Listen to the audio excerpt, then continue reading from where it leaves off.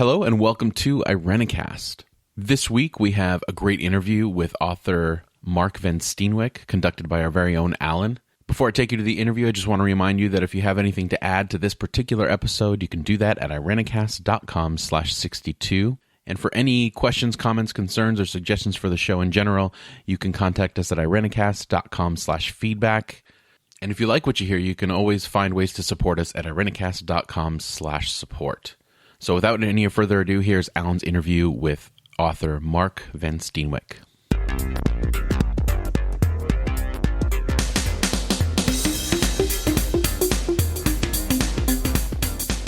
Hello everyone, this is Alan here. We do not have Jeff and Mona again this week. We have actually Mark Van Steenwyk with us. He is the co-founder of the Mennonite Worker, an intentional community in Minneapolis rooted in the way of Jesus. He is the co-producer of the Iconocast and has interviewed people like Cornel West, James Cone, Bill Ayers, Noam Chomsky, Starhawk, Waza Yatowin, and many, many more people. For the past decade, Mark has traveled around the continent as a speaker, teacher, and networker of radical Christian communities. He's currently organizing the Carnival de Resistance, which is coming to Minneapolis in the fall. Mark is the author of That Unholy Anarchist, The UnKingdom of God, and now a children's book titled A Wolf at the Gate. Mark, welcome to the show. Thank you. Thanks for having me. Of course. Mark, there's a lot that I would like to talk with you about. Your work is interesting and provocative, especially to quasi-evangelicals like me who started reading anti-empire propaganda in their early 20s. Nice. Yeah. But that last book, A Wolf at the Gate, is the main topic of discussion this morning. And in that book, you touch on a mountain of topics that have to do with empire and justice and peacemaking and all sorts of things. So there's quite a bit that we can talk about. Can you tell us a little bit about how the inspiration of Saint Francis and the wolf came into play for your book? Sure, yeah. I like St. Francis. He's a cool guy. I want to be like him when I grow up. And I have a son, right? So I have a son who's now 8, but I think when I started this, he was maybe 6. And like a lot of 6-year-olds, especially in our culture, 6-year-old boys, he was drawn towards like stories about knights and pirates and other kinds of warrior sorts of things. If there wasn't some sort of death or destruction in a book, it was boring. And I'm like, okay, I'm feeling inadequate as a pacifist parent. What's going on? How am I failing? And so then I started looking for, you go look up nonviolent books like on Mennonite websites or whatever, try to find them, and you go to the library and check out these nice books about the history of Martin Luther King Jr., stuff that all kind of feels pretty academic to a little 6-year-old. Mm-hmm. So I'm like, dang, I need to tell a story that's like got some teeth to it, but has a story of nonviolence. And so I started telling the story, finding storybook versions of Francis and the Wolf of Gubbio. And journalists liked them okay, but I'm like, I think I can do better. I think I need to up the story. Instead of it being all about St. Francis and his Jesus magics, I need to have it be about this fierce wolf, because that's the interesting, most toothy part of this story. Right. So we wrote the tale from the perspective of the wolf and then kept the story going. The first half is vaguely a retelling of the story of Francis and the Wolf, and the second half is like, here's what I wish would happen. So only half of it is based on the legend. The other half is just my imagination. And then just because I thought it'd be interesting, I made the wolf red, which is symbolic of all kinds of things. So that's the origin story. So the first half is St. Francis in like coming between and being an interloper for the village and this wolf that keeps killing people, and he makes peace with the wolf and somehow restores it to relationship with the village. But in your story, it tells it from the wolf's perspective, and the wolf is upset because the reason the wolves are attacking is because they don't have as much food as they used to because of the humans. So it's that inequality of resources that kind of sets the stage for the first part of your book. Yeah, which brings me to a question. Inequality of resources seems to be something that you're pretty passionate about, right? Sure. And does your work in the world outside of this book, is that the basis for like the village that's been set up where there's inequality of resources for the people, but also for the animal kingdom as more and more come under the human being's control? Is it the stuff you see around you in your life and your work that has inspired that? Sure. I mean, so in the book, there's rich and there's poor, and the rich, they're just for the sake of being a little balanced. Not all the rich people in the book are bastards, but most of them are. And there's poor beggar folk. And in the book, it's not St. Francis. I don't call him that because that's an anesthetized version of how he would have been seen in his day. In the book, I call him the beggar king because that's what Francis was. He was a beggar. And to me, that reflects, our world is insane. I mean, our world is no longer functioning in a healthy way because of exploitation. So exploitation of resources was the justification for genocide. It was a justification for the slave trade. It was a justification for current exploitation through war. It's all this it's social inequality, and then we justify our social inequalities with all these sorts of stories that we tell about the Protestant work ethic, or hard work will get you ahead, or people are poor because they're lazy. All these sorts of things, it's underneath it all. And so I think in my real life, we live in an intentional community. We do a lot of activism. We live simply. Not because it's pretty, like a statue of St. Francis in a garden, but because the world is unjust. And that was the part I didn't really like about the original St. Francis and the wolf story, is the wolf is mean, and then Francis kind of walks up and makes the sign of the cross, and the wolf is nice. No, wolves only attack humans because of scarcity of resources, and usually because of what we're doing. So the wolf is the hero. Yeah. And that touches on something you've talked about before. You did some stuff with the work of the people. You did some recordings and put that up. And in one of them, you talk about empire, and you talk about how this phenomenon happens in human brains, that when people in our society have become useless or homeless, and when they look at them, there's activity in their brain that would normally happen doesn't happen when we see people who are on the margins or whatever.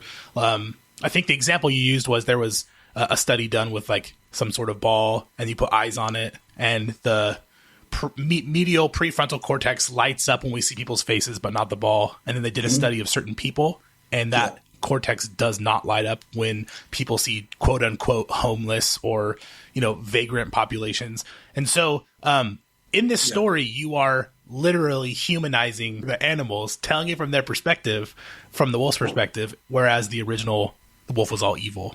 I think that's pretty interesting. Yeah, it was just a foil, and I have to be careful when I'm anthropomorphizing animals. I feel like you have to do that to a point. I try to keep them purely animals. They're not walking around with Donald Duck shirts on or anything. Yeah. But I needed them to have a voice because, human beings were not the center of things. We act like we are. I think theology, if we're trying to listen to Jesus at all, the invitation isn't to be the center of things, but to be co-laborers with God in recreation.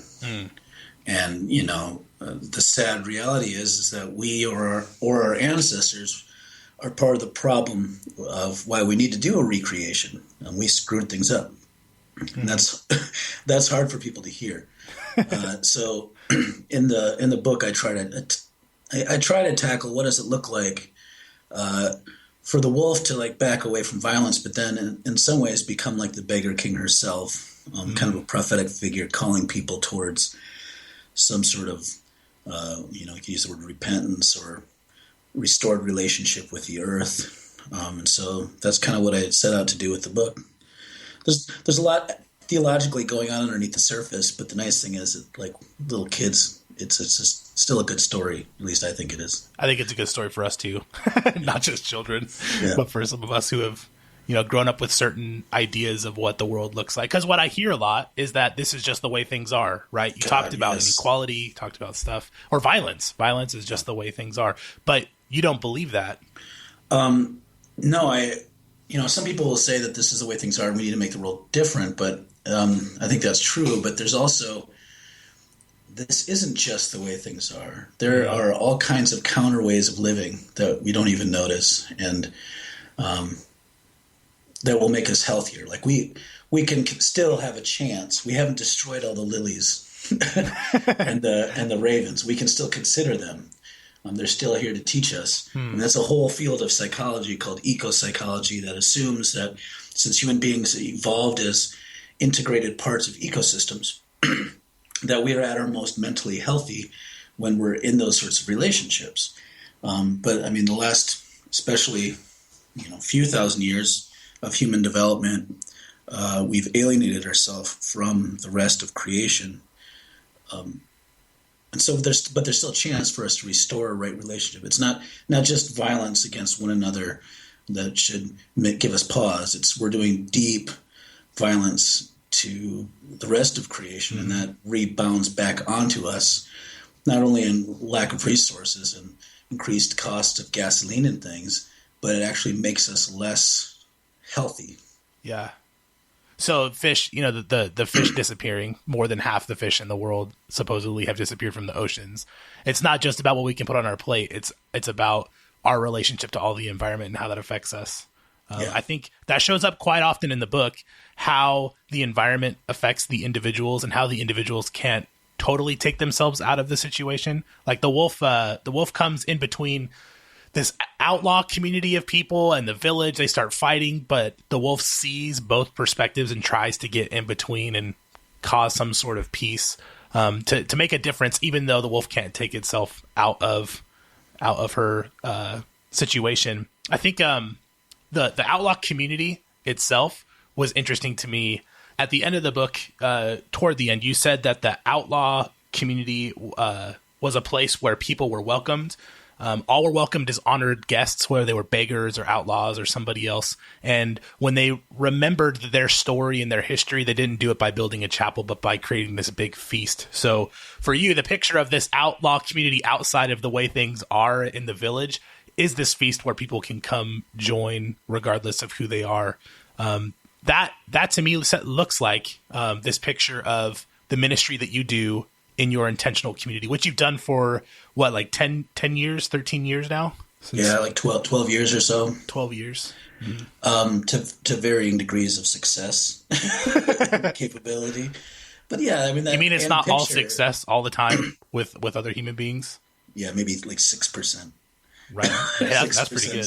Yeah, I think I'm pretty proud of that 6%. Now, I mean, that end picture is kind of Eucharistic, but I mean, when we in our churches break bread, we have always all different kinds of ways of theologizing this, and I personally have the view that of an open table of communion where all are welcome. But I mean, but there are things present there besides the human community. Like if you're drinking wine, there's labor that goes into it. There's pressed grapes.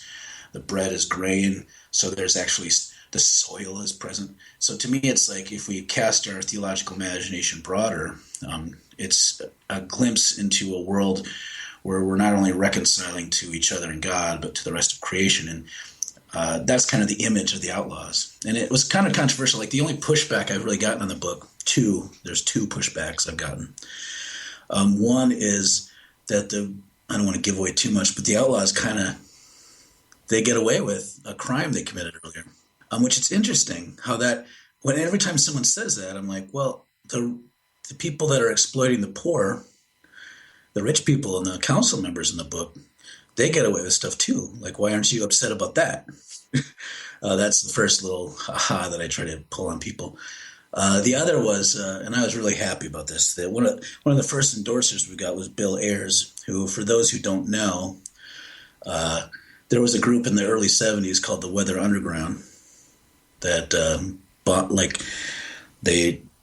helped Timothy Leary escape from jail, and they bombed some things, and they They robbed some armored cars with some folks from the Black Panther, and Bill Ayers was the founder of that. And him and I'm forgetting his spouse's name, which is horrible. She was the other co-founder. I wish I could remember her name. But they spent time. They were arrested. The FBI was going to put them away for a long time, but because of faulty information gathering, they didn't even get any time in jail. And now Bill Ayers is an educational scholar for child education. So I thought, this is a guy that I think would understand all the intricacies of this book, and so he's going to endorse it. And I've got some pushback on that because it's like he's a violent man. Now, it's interesting, and my response to that is like, what if I'd gotten Barack Obama's endorsement? Mm-hmm. I'd only get excitement. But he's a violent man. Sure. I mean, especially if you count count it all up. It's just that we have this legitimacy covers over the ways that we see violence. Mm. And so I really tried, I don't know how I succeeded at that. That's a big idea to try to convey in a children's book, but I tried to get at some of that, looking at the complexity of violence. And I don't think at all I try to push away the violence of the outlaws, but in the end they learn a different way. Mm-hmm. And it's a way that they keep sustained through feasting in the forest, even with the animals, every year at the anniversary. Learning from the animals and being connected to their environment. Yeah. That's interesting. So people were upset about the injustice that people didn't get what was coming to them. Whereas you're trying to point to the injustice that's legitimized in the society of the village itself. Yeah, but because we all do this thing like, that's just the way it is. It's like right now with the election, people are upset at Bernie Sanders supporters for being too idealistic. And when you criticize Hillary Clinton for speaking at, in Wall Street firms, mm-hmm. It's a shrug. Well, that's just the way it is. I'm like, well, that's our problem. So we accept that. Yeah. It's ridiculous. And there's other countries where that would get you in jail because it's called corruption. But we have we've legitimized it. So we allow things like legitimacy and laws to determine our moral view, which is just horrible. As people of faith, no matter what your faith is, but specifically as Christians, to allow that to shape our moral view is gross. I mean, we have this whole, Jesus-y stuff in a book that we can look at to shape our moral view that we don't. We dismiss it because it doesn't fit with the way things are. Yeah, because Jesus' message was illegitimate, right? It's illegitimate now. The Jesus in the church is legitimate, mm-hmm. but the message of Jesus is illegitimate. And so we treat it almost allegorically. We don't give it serious weight because we think it's naive. No one ever wants to say Jesus is a naive fool, but that's how we treat him. We treat Jesus like a naive fool. We treat St. Francis like a naive fool. This wolf is a naive fool. My goal in life is to be a naive fool. I think we need to get at being naive fools because what we're doing now currently clearly does not work. I mean, our world is dying. People are dying. We have this myth of progress and we do these things that legitimize the way things are to think that it makes it okay, but it doesn't. Mm. You said that in one of the videos that I've seen you speaking, you said, if we share and we share wisely, I think we can make it work. Do you think that there's a reality out there for humankind, that this is the road we're always going to be on, or if more people adopt similar mindsets that things can actually change? The reason I asked that was I read your book and I was drinking coffee on my porch thinking about life deeply and realizing like the system itself of our world or our society or economics or our families or whatever is so much bigger than us. It's hard to think. I think the message we get sometimes is that change on the individual level will always be individual and will not affect the rest of the system. But in thinking through the story that you've written, that's not true. To see the redemption of one person from violence or the wolf has the scarcity of resources that's making it attack people. The wolf coming out of that eventually affects an entire community. And do you think that there is hope for communities and humanity in general if there are people that are more willing to be a little bit foolish and make some change? Yeah, I mean, I think there's at least a little hope. I mean, if I think about trying to change the whole thing, I become susceptible to despair. I feel like that's too large of a scope. And Jesus's way of engaging things was to engage the person right in front of him. I think he had some analysis of systems. Maybe he wouldn't have spoken of it as such.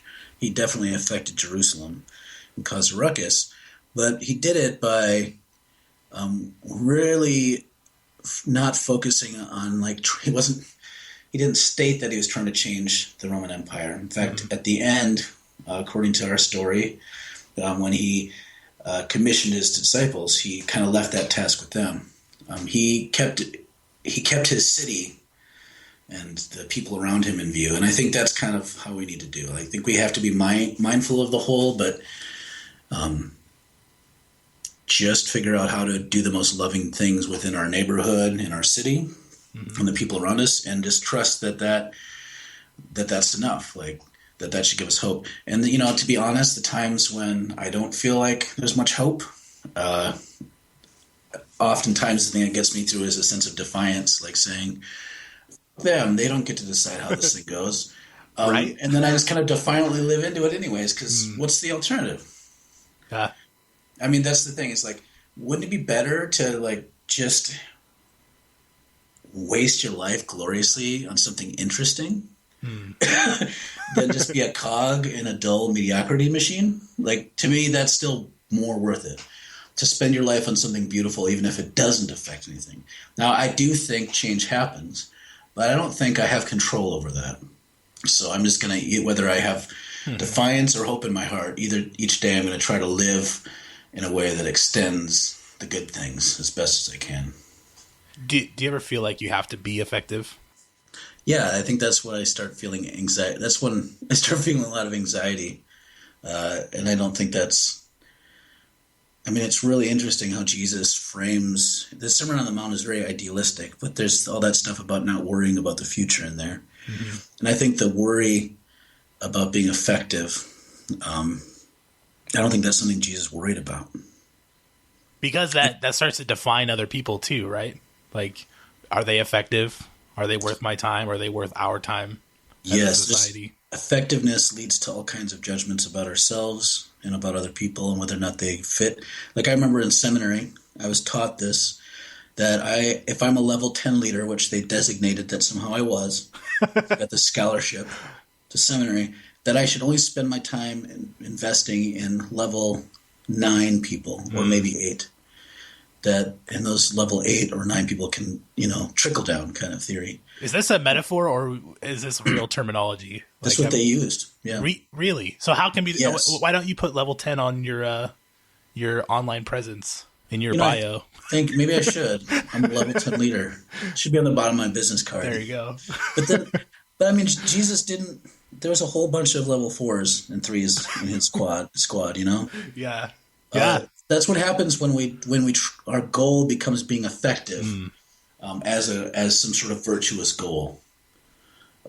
It's effective at what? Like, maybe is a better question. Like, effectiveness by itself is worthless, just like being obedient by itself is a worthless concept. But that's something else our society values. I feel like I could stop and think on that for a while. Obedience itself is not some sort of moral it's not virtue. A virtue. No.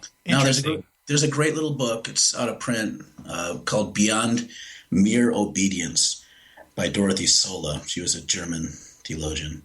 And in it, she says, we're not supposed to just be obedient. Like, once we made obedience a virtue, it allowed all sorts of injustice to happen. Jesus wasn't just merely obedient.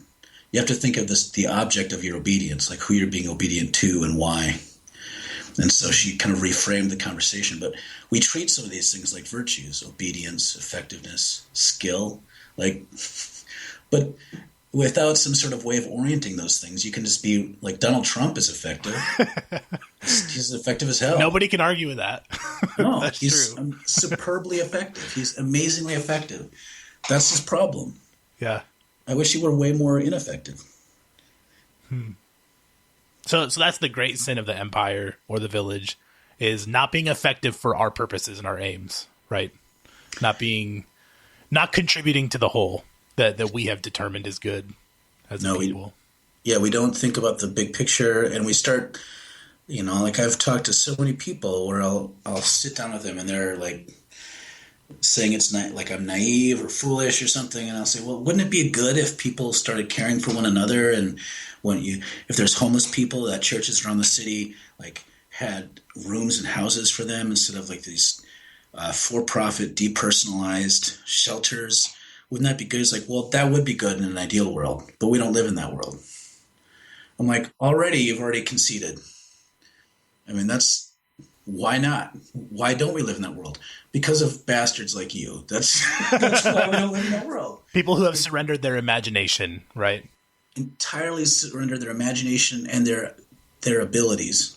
And like, I mean, the whole system is built this way. It's set up this way. Like, I've seen this church boards, like we'll have on their board some guy who's probably not a very good human being, but who's very effective and successful. But then you'll have a very moral person who's maybe homeless that you never have on a church board.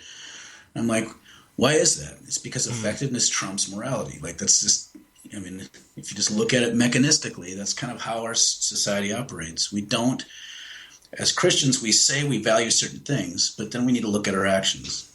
Like, what if I looked at our society, I'd say we value putting in 40 hours a week and making a good income above loving the homeless.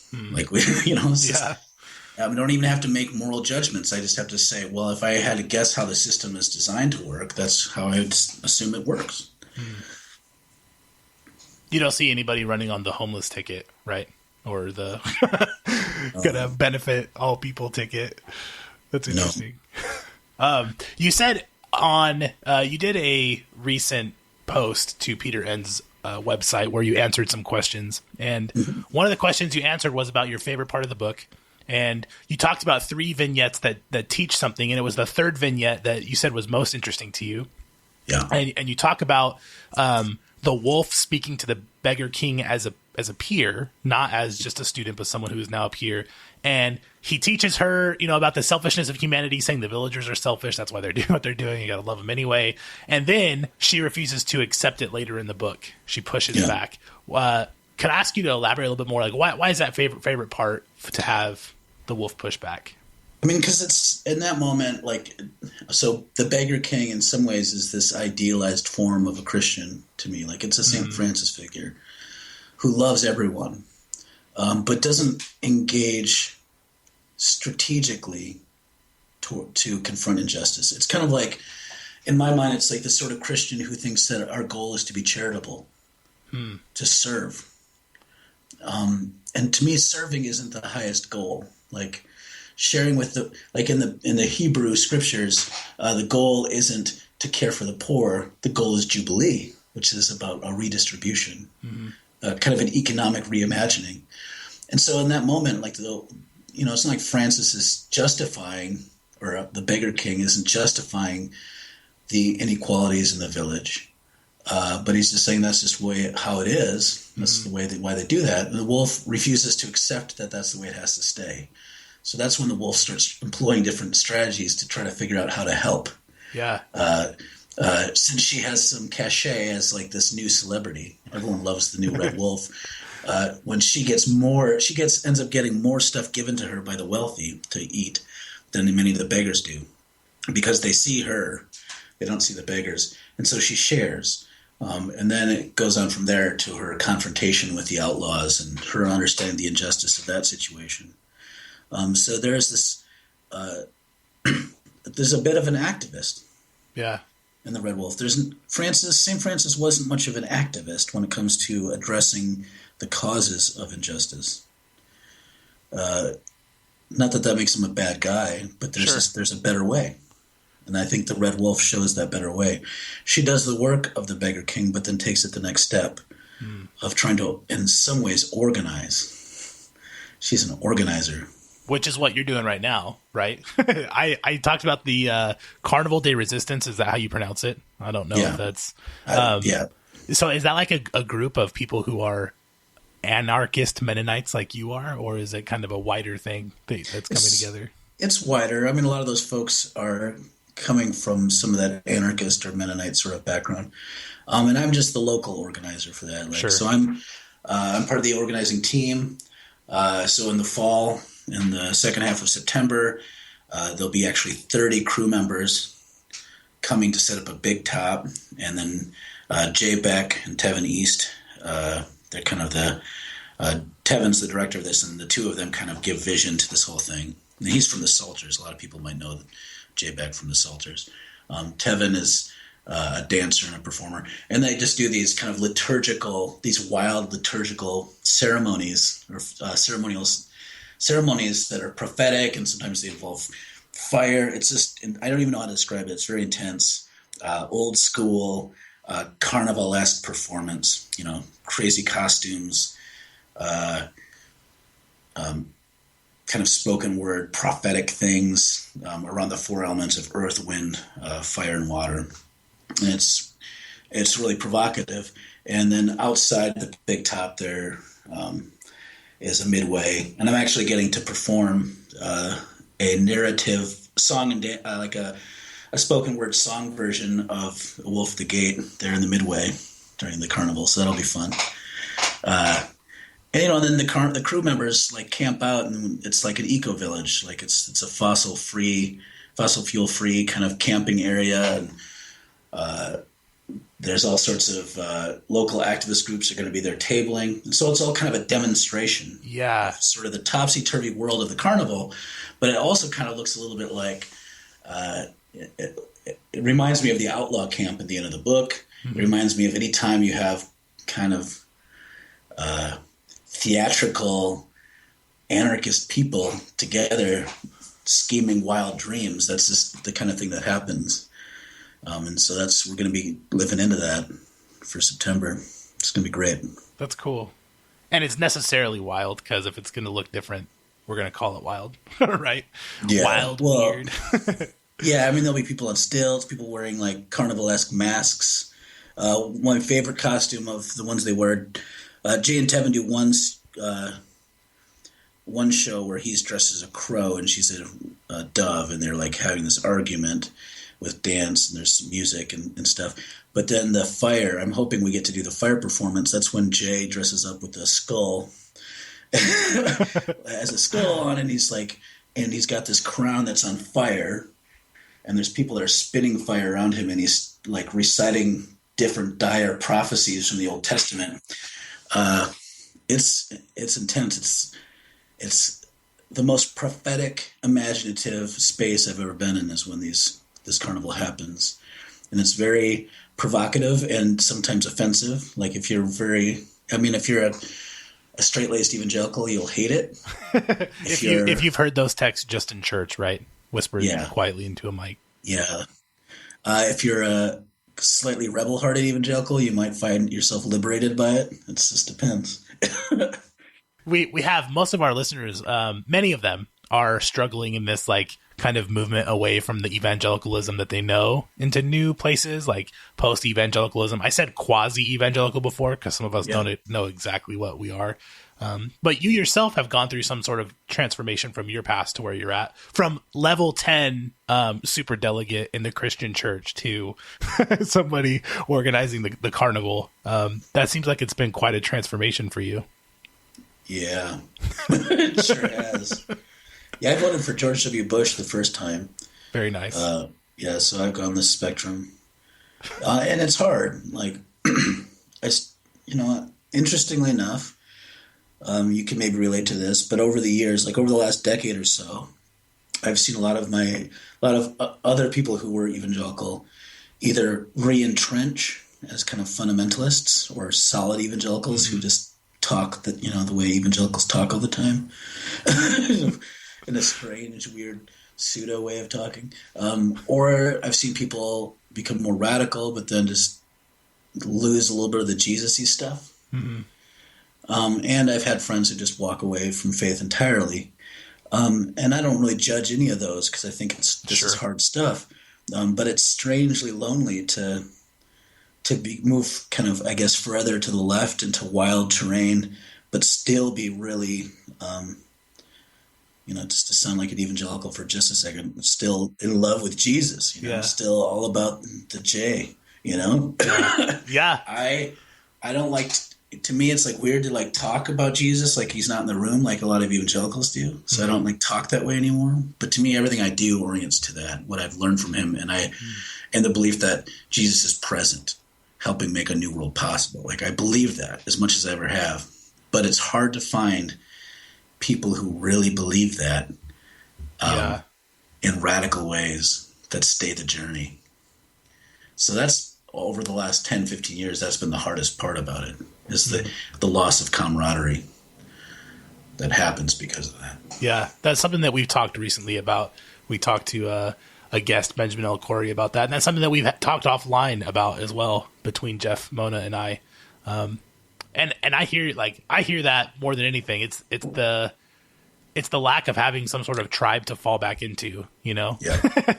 There seems like there's this giant crack that everybody's kind of falling in, and it just seems unfortunate to me. Well, so hopefully somebody out there listening is going to hear that, and they're going to be motivated to create a camp in the wilderness that everybody can join and have an outlaw community that still holds tightly to Jesus, but looks very differently. And they have a wolf that comes and shows them how to do stuff. Every once in a while, this beggar king shows up and teaches them how to make clothes. Yes. Out of like random stuff they find in the woods. Hey, I do want to say, I don't want to move on from the topic. There is something I want to ask you about after this, but I do want to talk about one more thing in the book. My favorite part, probably above all else, was I'm going to give away the ending because our listeners have probably read it by now.